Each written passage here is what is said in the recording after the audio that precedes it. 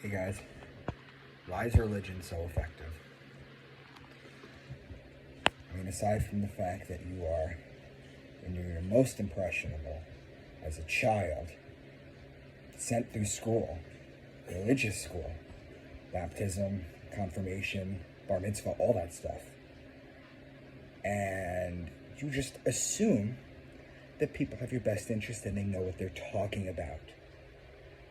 But what is at the root of society? Why do they flock to religion? And it's very simple. There's two reasons.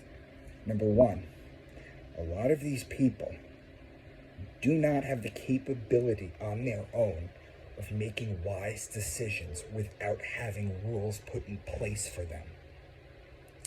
I talked about this briefly in another video where I was talking about how they did a survey on a bunch of Buddhist monasteries. And they found that 40 to 50% of them stayed there because they didn't trust themselves to make honest decisions when they left. But what is the other factor? Because there is that. There's another factor that we've been robbed about. We've been robbed from. It's the fear of death. It's the fear of non-existence, or worse, the fear of punishment. You see, this is basically how it goes. 99.9% of people will not come to the realization or be enlightened, like you guys are, like I am, that God is infinite and we are a part of it. All you have to do is take any hallucinogen and enter a higher dimension. Do DMT, become one with the Creator. This is why this stuff is so highly illegal. Notice that. Notice that they get rid of, or they ban, all the hallucinogens. Things are slowly starting to turn around with that. But that's the reason why, aside from the fact that people can't trust themselves to make good decisions, because you'll find a lot of born-again Christians and a lot of people that convert to religion had very checkered pasts.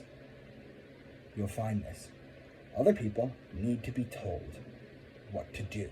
They need the structure. They need the rules. There's something in their mind that they just can't break the matrix paradigm. The other thing is their fear of non-existence and death. And you have this book, or these two books, the Bible and the Quran, that will tell you what to do so you can go to heaven. And people who are raised with this information don't think twice about it. It is what it is. I should follow the rules. I should do this.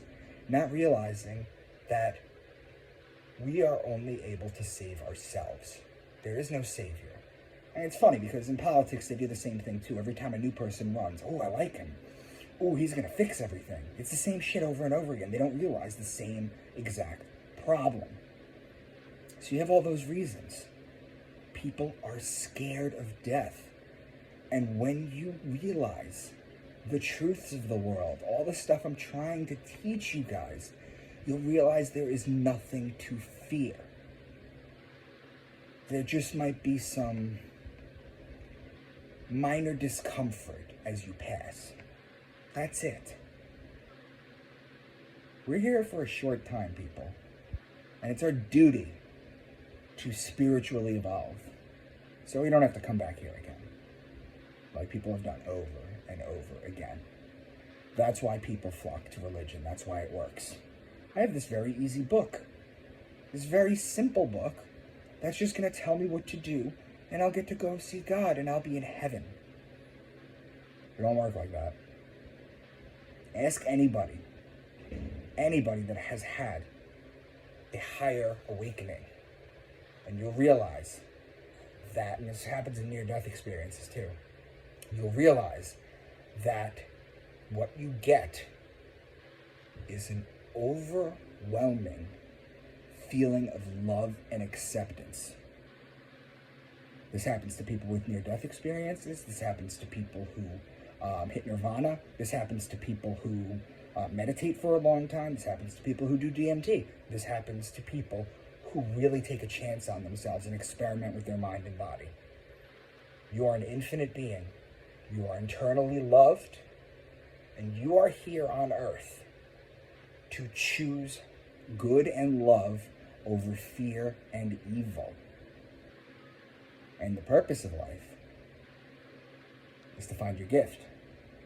And then what you do with it, the meaning of life, is to give it away. It's really that simple. When you realize that you're eternal,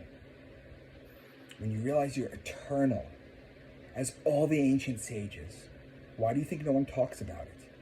Why do you think no one ever talks about Hermetica or any of that kind of stuff?